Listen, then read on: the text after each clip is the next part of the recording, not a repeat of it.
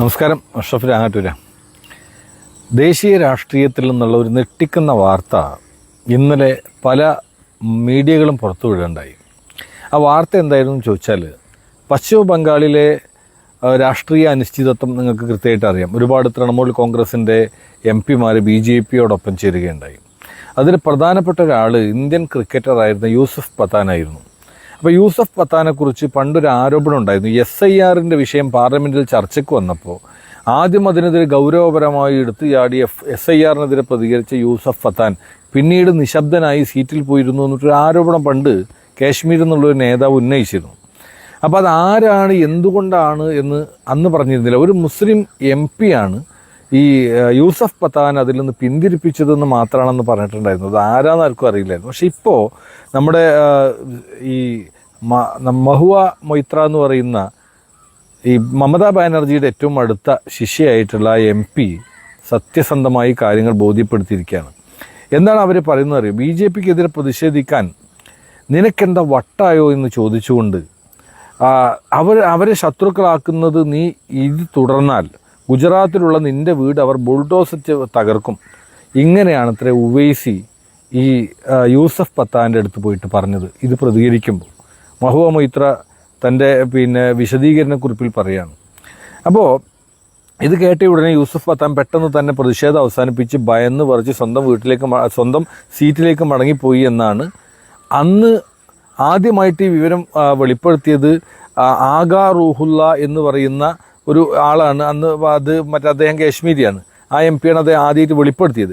പക്ഷേ പത്താൻ്റെ മുഖത്തെ മാറ്റം കണ്ട് താൻ കാര്യം തിരക്കിയപ്പോഴാണ് ബുൾഡോസർ ഭീഷണിയെക്കുറിച്ച് പത്താൻ വെളിപ്പെടുത്തിയതെന്ന് ഈ സമയത്ത് അവിടേക്ക് വന്ന മഹുവ മൈത്ര പത്താനെ ആശ്വസിപ്പിക്കുകയും തൃണമൂൽ കോൺഗ്രസ് പൂർണ്ണമായും കൂടെ ഉണ്ടാകുമെന്നും ആരും നിൻ്റെ കുടുംബത്തെ തൊടാൻ ധൈര്യപ്പെടില്ലെന്നും ഉറപ്പ് നൽകുകയും ചെയ്തു എന്നാണ് പറയുന്നത്. അപ്പം ഞാൻ പറഞ്ഞു വന്നത് ഇതൊന്നും അല്ല.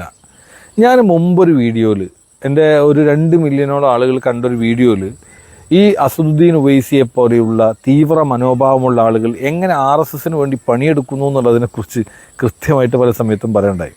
ഇപ്പോൾ നിങ്ങളൊരു കാര്യം മനസ്സിലാക്കണം. RSS രൂപീകൃതമായിട്ട് 100 വർഷം പൂർത്തിയായി കഴിഞ്ഞു. കാരണം 1925-ലാണ് RSS ഉണ്ടായത്. ഇപ്പോൾ 2025 വന്നപ്പോൾ 100 വർഷം പൂർത്തിയായി. അപ്പോൾ 100 വർഷത്തിൻ്റെ ഉള്ളിൽ ഇന്ത്യയെ ഹിന്ദുരാഷ്ട്രമാക്കുക എന്ന അജണ്ടയ്ക്ക് വേണ്ടിയാണ് RSS ഇക്കാലം അത്രയും പ്രവർത്തിച്ചത്.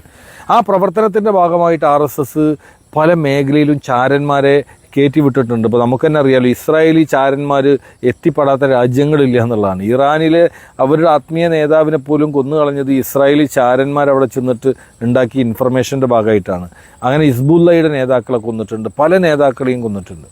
അപ്പോൾ ഈ ചാരന്മാരെ സൃഷ്ടിക്കുക എന്നുള്ളത് ഈ ഫാസിസ്റ്റ് രീതിയാണ്. അവർ കോൺഗ്രസിൻ്റെ ഉള്ളിൽ ചാരന്മാരെ വെച്ചിട്ടുണ്ടാകും, CPM-ൻ്റെ ഉള്ളിലുണ്ടാകും. ഇന്ത്യയിലെ സകല രാഷ്ട്രീയ പാർട്ടിക്കുള്ളിലും ചാരന്മാരെ സൃഷ്ടിക്കുക എന്നുള്ളത് RSSൻ്റെ രാഷ്ട്രീയ ഐഡിയോളജിയുടെ ഭാഗമാണ്. അപ്പോൾ ഞാൻ പറഞ്ഞു വന്ന കാര്യം ഇത്രയേ ഉള്ളൂ. ഇവിടെയും കുറേ തീവ്ര ഗ്രൂപ്പുകളൊക്കെ നമ്മുടെ RSS എന്നൊക്കെ പറഞ്ഞ് വരികയും അവർ കൃത്യമായി വെറും പ്രകടനങ്ങൾ മാത്രമാവുകയും അവർക്ക് RSSനെ പ്രതിരോധിക്കുന്ന കാര്യത്തിൽ ഒരു താല്പര്യമില്ലാതിരിക്കുകയും ചെയ്യുന്നതായിട്ട് നമ്മൾ കാണുന്നുണ്ട്.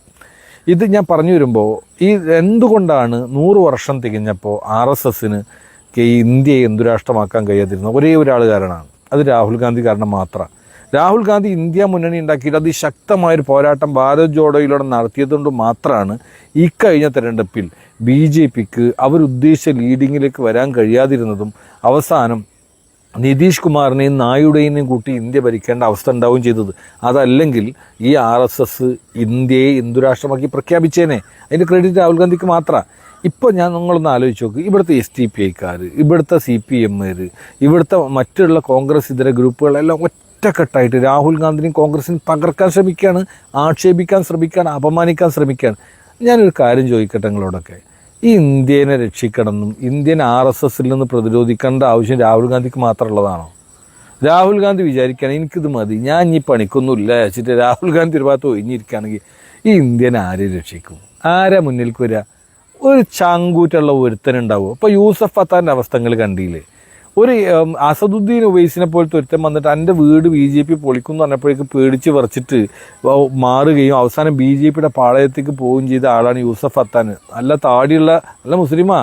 പക്ഷെ നിങ്ങൾ ആലോചിച്ച് നോക്കണം, ഇന്ത്യ എന്ന് പറയുന്ന രാജ്യത്തിൽ ഏതെങ്കിലും ഒരു മതവിഭാഗത്തിൻ്റെ ആളായി നിൽക്കാതെ എല്ലാ മതന്യൂനപക്ഷങ്ങൾക്കും മതേതരവാദികൾക്കും കാവലും കരുതലുമായിട്ട് ആ പാവം മനുഷ്യൻ രാവും പകലുമില്ലാതെ മഞ്ഞും വെയിലും നോക്കാതെ തൻ്റെ ആരോഗ്യം പോലും വകവെക്കാതെ ഇന്ത്യ മുഴുവൻ ഓടി നടന്നതുകൊണ്ടാണ് ഇന്നും ഈ രാജ്യം RSS വിഴുങ്ങാതെ കാത്തിരിക്കുന്നത് എന്ന് ഈ അനുഭവത്തിൽ നിങ്ങൾ പഠിക്കണം.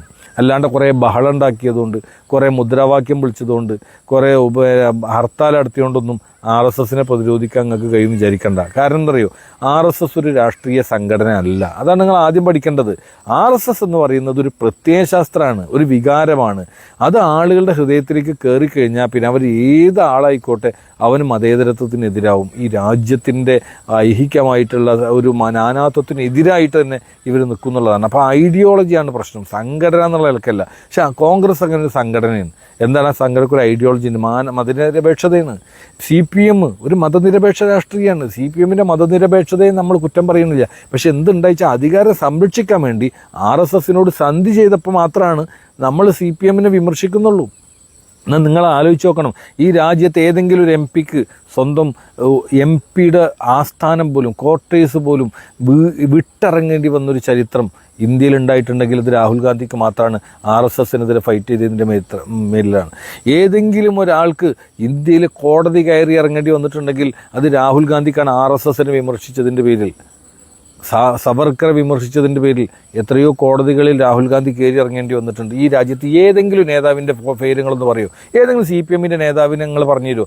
RSSനെതിരെ പോരാടിയിട്ട് RSSനെതിരെ വെല്ലുവിളിച്ചിട്ട് ജയിലിൽ പോകേണ്ടി വന്ന ഏതെങ്കിലും CPMകാരുണ്ടോ? വെറുതെ ഇങ്ങനെ ഡയലോഗ് പറഞ്ഞുകൊണ്ട് കാര്യമില്ല. ഈ മനുഷ്യനെ നിങ്ങൾ കാണണം, ആ മനുഷ്യൻ്റെ പോരാട്ടങ്ങൾക്ക് പിന്തുണ കൊടുക്കണം. ഇവിടെ ഞങ്ങളാണ് വിപ്ലവകാരികൾ, ഞങ്ങൾ ഇന്ത്യയെ പ്രതിരോധിക്കാൻ നടക്കുന്നിട്ട് കുറേ ആൾക്കാരുണ്ടല്ലോ, പ്രതിരോധം അപരാധമല്ല എന്നൊക്കെ വലിയ മുദ്രാവാക്യം വിളിക്കണവർ. ഓരോട് ചോദിക്കുക, ഈ രാജ്യത്ത് ഈ മനുഷ്യൻ നടത്തുന്ന പോരാട്ടത്തെ പോലെ പോരാട്ടം നടത്തിയ ഒരാൾ ഈ രാജ്യത്തുണ്ടോ? നിങ്ങളൊക്കെ എന്ത് പിന്തുണ അയാൾക്ക് കൊടുത്തത്?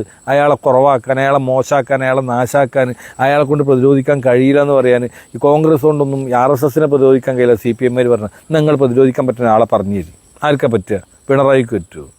നിങ്ങൾ CPMൻ്റെ ഏതെങ്കിലും നേതാക്കന്മാർക്ക് പറ്റുമോ? MA ബേബിക്ക് പറ്റുമോ? എന്നാൽ ഇന്ത്യയിൽ വേറെ ഏതെങ്കിലും ഒരുത്തനെ പറ്റി പറയുന്നത്? എന്നാൽ ഇതുവരെ മമതാ ബാനർജിയാണ് BJPനെ പ്രതിരോധിച്ച ആൾ. ഇപ്പോൾ മമതാ ബാനർജിയുടെ അവസ്ഥ എന്താ? ഞാനൊന്ന് ആലോചിച്ച് നോക്ക്. മമതാ ബാനർജി ഒടുവിൽ വന്നിട്ട് എന്താ ചെയ്തത്? സോണിയാഗാന്ധിയെ കെട്ടിപ്പിടിച്ചില്ലേ? ആശ്രയം അവിടെയെന്ന് ബോധ്യയില്ലേ? ഇതാണ് വസ്തുത. അപ്പോൾ ഇന്ത്യൻ രാഷ്ട്രീയവും ഇന്ത്യൻ രാഷ്ട്രീയത്തിൻ്റെ ചരിത്രം അറിയാതെ വെറുതെ കോൺഗ്രസിനെ വിമർശിക്കണ്ട. ഈ ഇർഫാൻ പത്താൻ്റെ യൂസഫ് പത്താൻ്റെ ജീവിതാനുഭവങ്ങളൊക്കെ നമുക്കൊരു രാഷ്ട്രീയ പാഠാണ്. അത് നിങ്ങൾ മനസ്സിലാക്കണം. ഈ അസുദ്ദീൻ ഒവൈസി താടിയും വെച്ച് തൊപ്പിയിട്ടിട്ട് ഈ രാജ്യത്ത് മുഴുവൻ മുസ്ലിങ്ങളെ വികാരങ്ങളെ ഏകോപിപ്പിച്ചിട്ട് RSSന് ജയിക്കാനുള്ള അവസരം ഉണ്ടാക്കാൻ നടക്കിയിരുന്നു എന്ന് എക്കാലത്തോ കോൺഗ്രസ് പറയുന്ന കാര്യമാണ്. അതിപ്പോൾ നിങ്ങൾക്ക് മനസ്സിലായില്ലേ? അയാൾ ഹൈദരാബാദിലെ വലിയ മുതലാളിയാണ്, കോളേജുകളൊക്കെ നടത്തുന്ന ആളാണ്. ഇന്ന് വരെ അയാളെ വീട്ടിലേക്ക് ED ചെന്നിട്ടില്ല, അയാളൊന്നും ചോദ്യം ചെയ്തിട്ടില്ല. അയാൾ നരേന്ദ്രമോദിക്കൊക്കെ പാർലമെൻറ്റിൽ ഇങ്ങനെ ആക്കി പ്രസംഗിക്കുന്ന ആളാണ്. അത് അവിടെ പ്രസംഗിക്കാൻ പോകുമ്പോൾ തന്നെ നരേന്ദ്രമോദിയോട് പറയും ഞാനൊന്ന് ഇങ്ങനെ ആക്കും, പക്ഷെ നിങ്ങൾ പ്രശ്നമാക്കരുത്, ഞാൻ ഇവിടെ വന്ന് അങ്ങനെ ആക്കും എന്ന് പറയും. ഇത് നിങ്ങളറിയില്ല. എന്നിട്ട് അത് കണ്ട് തുള്ളണ കുറേ ആൾക്കാർ, സ്റ്റാറ്റസ് ഒക്കെ കുറേ ആൾക്കാർ. വസ്തുത മനസ്സിലാക്കാൻ വേണ്ടി പറയാമെന്നുള്ളൂ. അപ്പോൾ യൂസഫ് പത്താൻ്റെ രാഷ്ട്രീയ മാറ്റവും യൂസഫ് പത്താൻ്റെ BJPയിലേക്കുള്ള യാത്രയും ഒക്കെ ഒരു കാര്യം നമ്മളെ ബോധ്യപ്പെടുത്തുന്നു: വേഷം കൊണ്ടും മതം കൊണ്ടും മനുഷ്യൻ മതേതരവാദിയാകും നിങ്ങളാരും വിചാരിക്കണ്ട. മനസ്സുകൊണ്ട് മതേതരവാദിയാകണം, മനസ്സുകൊണ്ട് ഇന്ത്യയെ സ്നേഹിക്കണം, മനസ്സുകൊണ്ട് മാനവിക ദർശനങ്ങൾ വിശ്വസിക്കണം. അപ്പോഴേ വിഷയം മതേതരവാദിയാവുള്ളൂ. ഇത്രയും പറഞ്ഞ് നിർത്തുന്നു. നന്ദി, നമസ്കാരം, ജയ് ഹിന്ദ്.